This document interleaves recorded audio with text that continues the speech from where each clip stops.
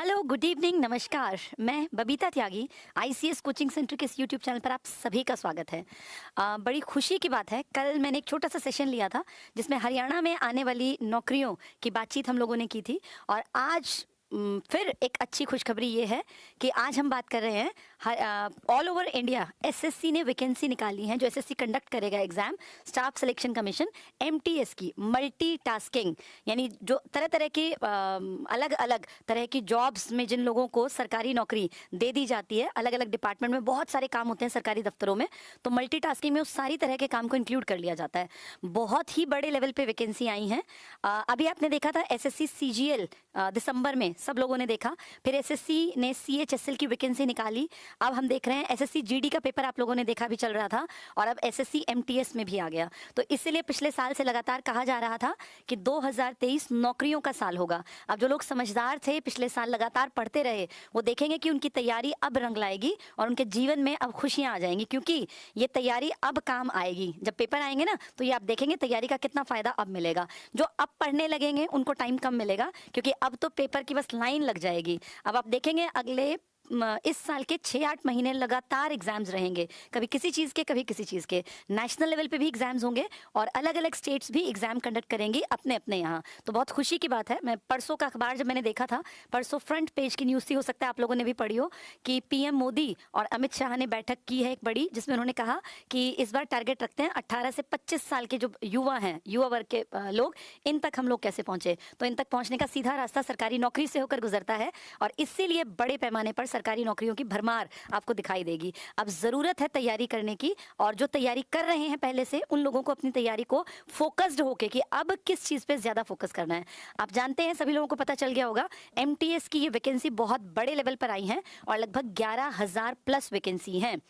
11,000 vacancy कम नहीं होती। मैं बार बार ये बात कहती हूँ कि फॉर्म भरने वाले बेशक लाखों करोड़ों लोग होते हैं, लेकिन असलियत में पढ़ने वाले लोग बहुत कम होते हैं, और उनमें से फिर समझ के पढ़ने वाले कि भाई इस पेपर में इस चीज़ की इंपॉर्टेंस ज़्यादा है, ऐसे मुट्ठी भर लोग मिलते हैं। तो एक गोल्डन चांस है सभी लोगों के लिए जो तैयारी कर रहे थे। अब अच्छी बात यह है कि एमटीएस में कोई सेकेंड पेपर नहीं होगा, एक ही पेपर 2 सेशंस में होगा, जिसमें वही 4 सब्जेक्ट्स आपको दिखाई देंगे, मैथमेटिक्स, रीजनिंग, इंग्लिश और करंट अफेयर्स, जीके, जीएस, जो भी उसको मान लीजिए। तो ये 4 सेक्शंस में रहेगा, कोई सेकेंड पेपर नहीं है, न ही कोई इंटरव्यू। जो इस पेपर को ढंग से समझ के, इसके ट्रिक्स के साथ कि भाई मुझे किस चीज़ पे फोकस ज़्यादा करना है, अगर उसने सदके तैयारी कर ली, तो आप ये मान लीजिए ये पेपर नौकरी के बराबर है। तो ये बहुत बहुत बड़ी खुशखबरी है उन सभी के लिए जो मेहनत कर रहे हैं पिछले 1-1.5 साल से कि कब एसएससी की एमटीएस की नौकरियां आएंगी।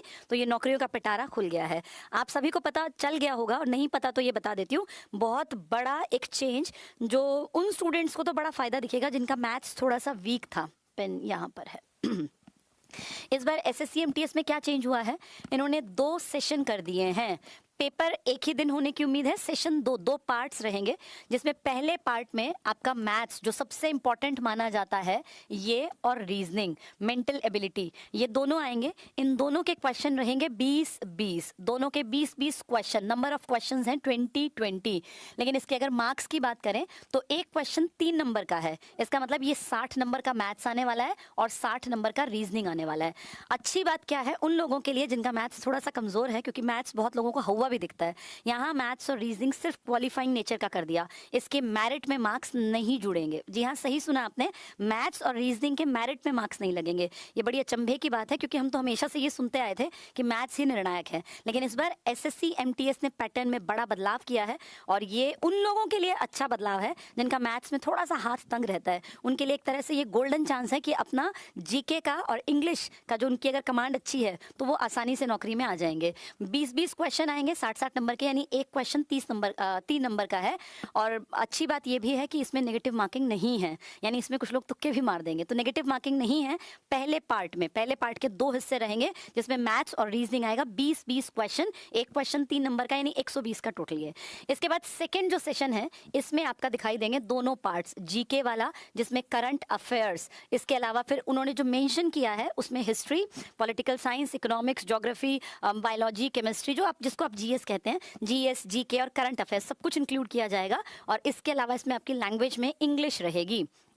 इन दोनों के क्वेश्चन ज्यादा हैं। यहाँ 25-25 क्वेश्चन आएंगे। मार्किंग स्कीम सेम फॉलो करेंगे, 3-3 नंबर का एक क्वेश्चन रहेगा, तो सीधे 75 का ये हो गया और 75 का ये। लेकिन ये दोनों 75-75 वालों से ही आपकी मेरिट डिसाइड होगी, यानी इसमें आपको जी जान लगा देनी है, क्योंकि इनसे आपका नंबर आएगा या नहीं आएगा ये डिसीजन होगा। जो पहला पार्ट है जिसमें मैथ्स और रीजनिंग आने वाले हैं, उसको सिर्फ क्वालिफाइंग नेचर मान लीजिए कि उसमें आपने भैया इतने ले लिए तो ठीक है, आप सेकंड पेपर आपका चेक होगा। लेकिन यहाँ ये गलती मत करना कि मैथ्स और रीजनिंग को देखो ही ना और उसमें ही लुढ़क जाओ। अगर तुम उसमें फेल हो जाते हो तो तुम्हारा सेकंड पार्ट चेक ही नहीं होगा। तो सेकंड पार्ट में बेस्ट करने से पहले एक पहला स्टेप ये रहेगा कि फर्स्ट को, जिसका की इंपॉर्टेंस नहीं है, जिसके मार्क्स नहीं जुड़ने वाले, उसमें भी आपको कोशिश अच्छी रखनी है। क्योंकि कई बार ऐसा होता है हम सेकंड की तैयारी बहुत करेंगे और फर्स्ट में ही पेपर चेक नहीं करवाने की स्टेज पे रहेंगे, तो फिर पेपर चेक नहीं हो पाएगा। इसके मार्क्स मेरिट में नहीं लगेंगे, ना ही इसमें नेगेटिव मार्किंग है, कोई नंबर नहीं कटेगा आपका, आप गलत भरें सही भरे, और ना ही इसके मार्क्स मेरिट में इंक्लूड होंगे।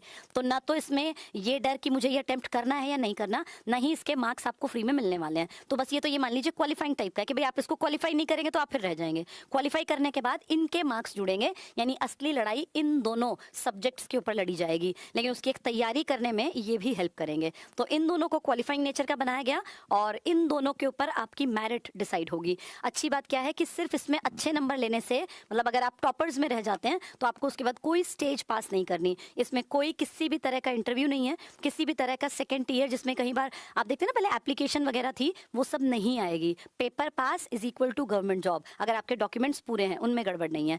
कुछ पोस्ट हवलदार की निकली हैं जिनके फिजिकल पैरामीटर्स हैं, उसमें वो थोड़ा फिजिकल फिटनेस है, हाइट है, रेस है, लेकिन वो सिर्फ हवलदार के लिए है, जो हवलदार वाली पोस्ट है। एमटीएस की बाकी नौकरियों के लिए ये फिजिकल और ये सब मैटर नहीं करता। तो ये बहुत बहुत बड़ा गोल्डन चांस है उन सभी के लिए जो सदके तैयारी कर रहे थे और जो लगातार 1-1.5 साल से अपना दिन रात भूल के सब चीजें और सब कुछ छोड़ छाड़ के, मौज मस्ती छोड़ छाड़ के पढ़ रहे थे। उन लोगों के लिए ये टाइम आ गया ये दिखाने का कि आपने कितनी मेहनत की है। और इस टाइम पर अब ये बस 3 महीने आपके हाथ में हैं।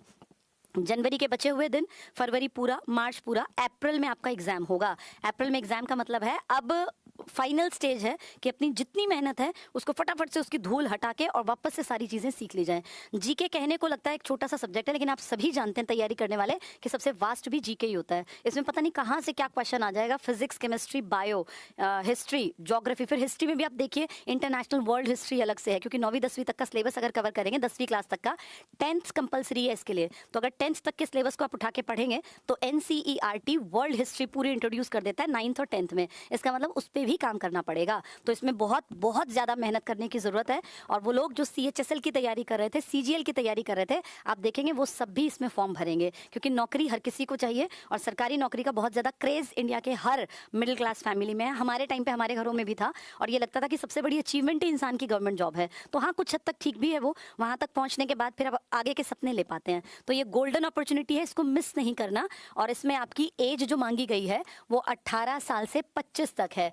इक्की दुक्की जो पोस्ट हैं उनमें 27 तक भी है। जब आप इसका नोटिफिकेशन पूरा पढ़ेंगे तो आपको पता चलेगा 18 से 25, कुछ कैटेगरीज में 18 से 27। और ये जो 18 साल है ना, 25 साल, ये आपकी एज वो दे दिया गया कि भाई इतने से इतने के बीच में आपका बर्थ होना चाहिए। तो आप उस नोटिफिकेशन को पूरा पढ़ लीजिएगा। पहली कंडीशन जो एज की है।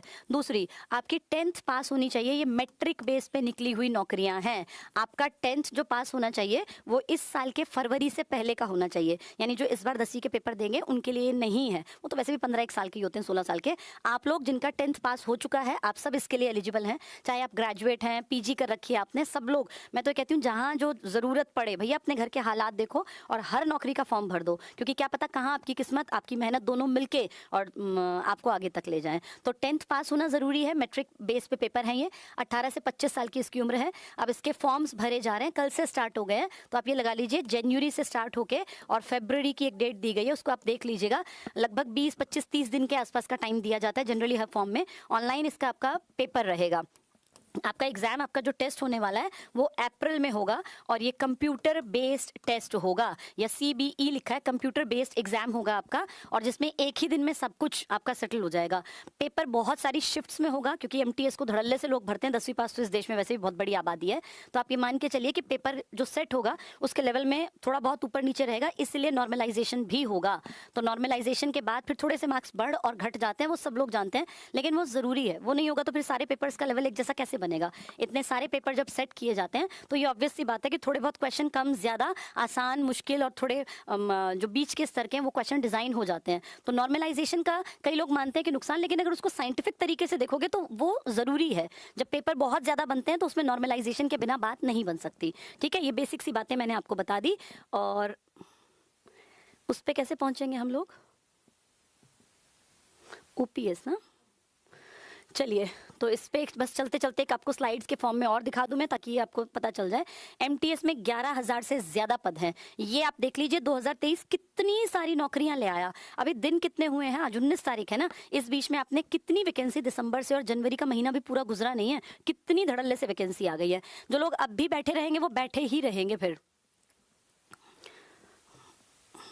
ये कैसे चेंज होगा? नहीं, देखिए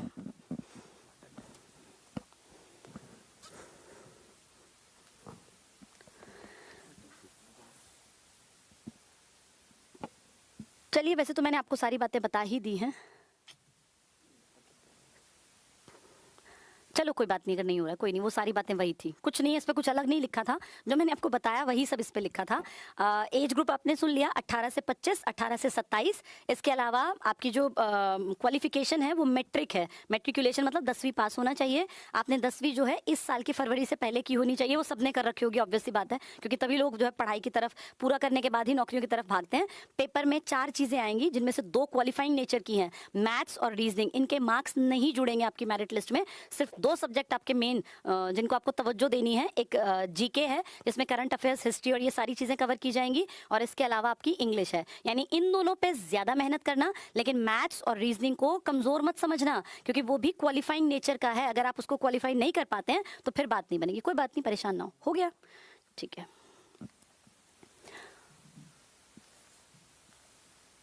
चलिए छोड़िए, नहीं हो रहा तो कोई बात नहीं।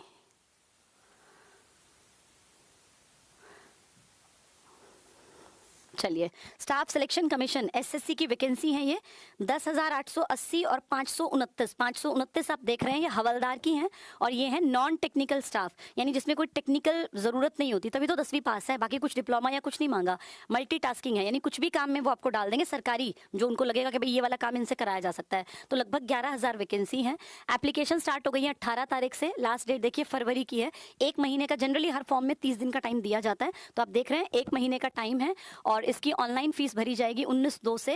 ये 19/2 पे फी, और करेक्शन डेट आपकी रहेगी फरवरी के 23-24 तारीख में। यहाँ तक आपकी बात ना ही बिगड़े तो अच्छा, आपको करेक्शन कराना ना पड़े। जो आपकी एग्जाम रहेगा, पेपर, वो अप्रैल में रहेगा।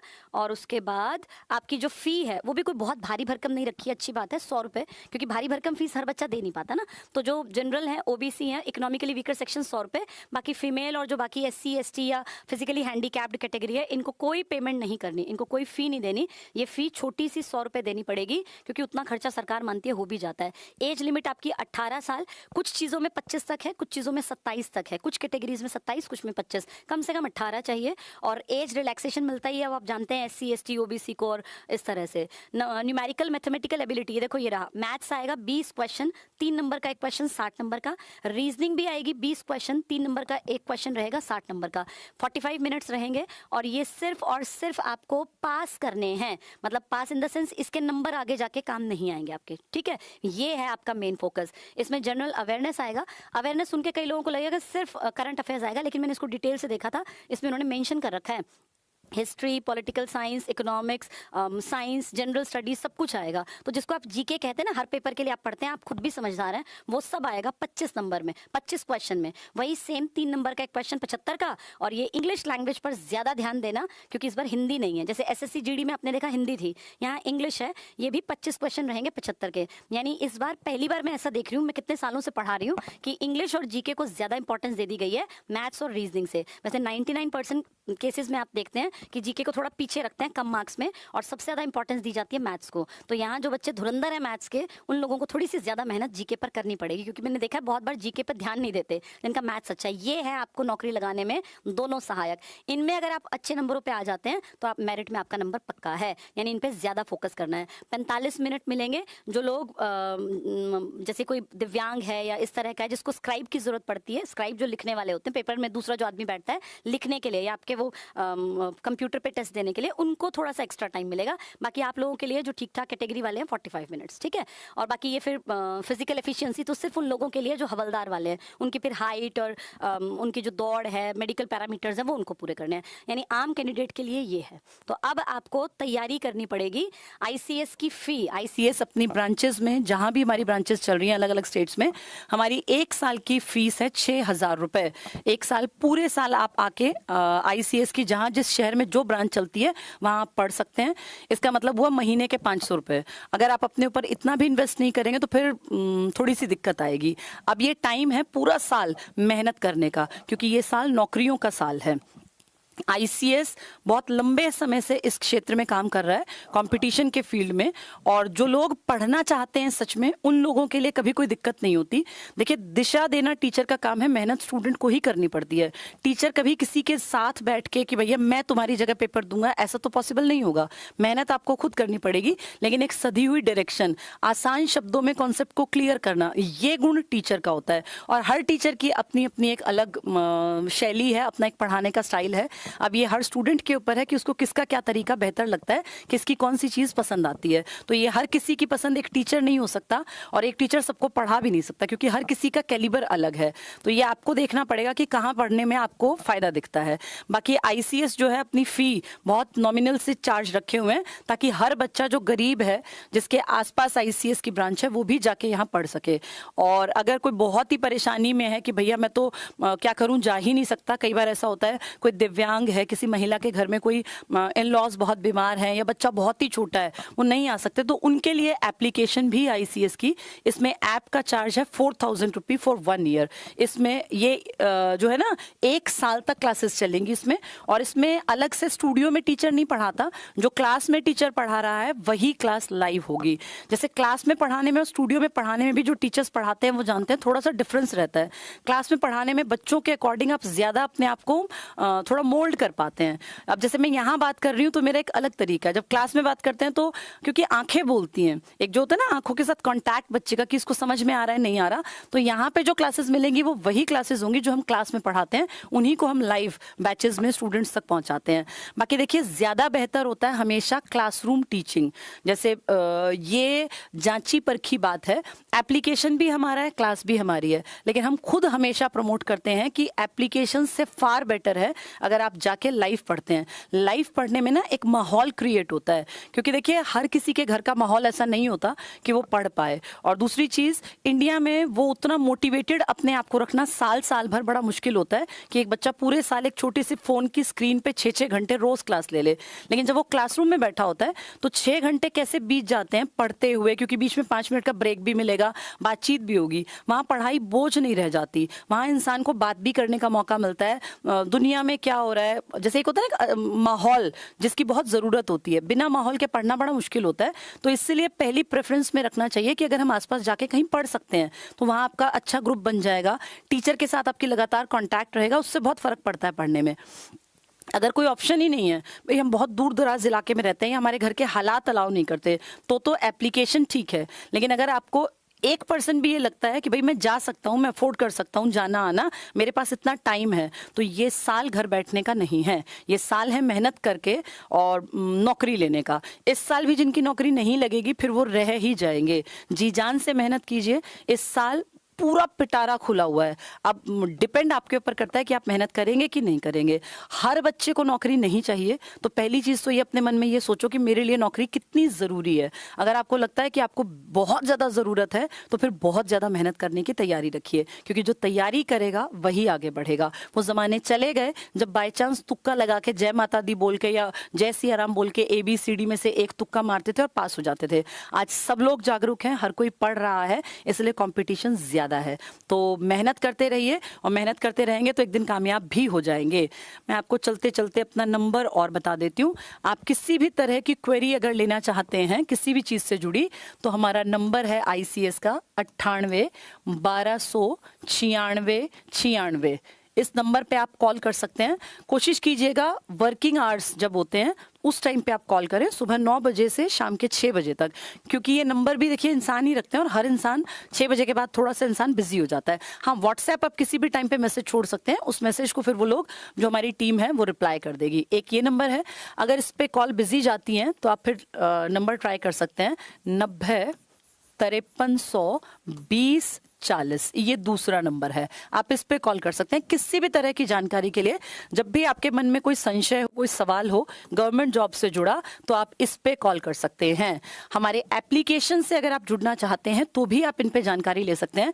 वैसे आईसीएस का जो ऐप है इसका नाम है आईसीएस होमवर्क ऐप, और ये आप होमवर्क ऐप आप इसको डाउनलोड कर सकते हैं इस ऐप को। इस पे आपको बहुत सारी क्लासेस मुफ्त भी मिल जाएंगी और इस पे टेस्ट भी टाइम टू टाइम डलते रहते हैं।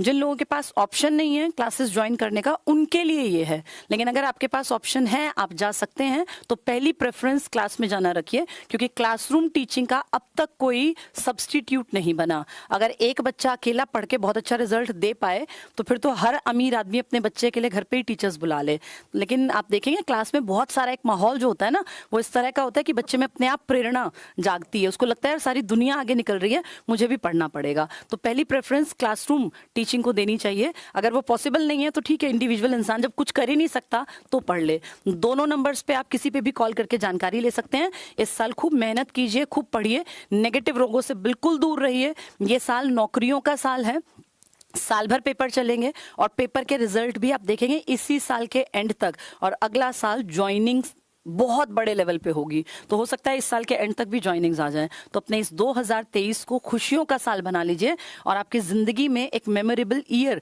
के रूप में 2023 अंकित हो जाए। क्योंकि जितने लोग गवर्नमेंट जॉब में हैं उन्हें पता है, जो लोग जुड़े भी होंगे बहुत सारे लोग, कि जिस साल आपकी कुछ खास आपके जीवन में घटित होता है ना, उन्हीं खास घटनाओं में से सरकारी नौकरी का लगना भी एक घटना गिनी जाती है। तो ये साल आपके जीवन में खूब सारी खुशियां लाए, आप इस साल को अंकित कर पाए अपनी मेमोरी में गवर्नमेंट जॉब के साल के रूप में। इसको खोना नहीं है, गवाना नहीं है, बहुत मेहनत करनी है। जीके और इंग्लिश का रोल इंपॉर्टेंट है एमटीएस में, तो ये ध्यान रखिएगा कि जीके पे फोकस रखना है और लैंग्वेज में इंग्लिश पे। All the best, good night.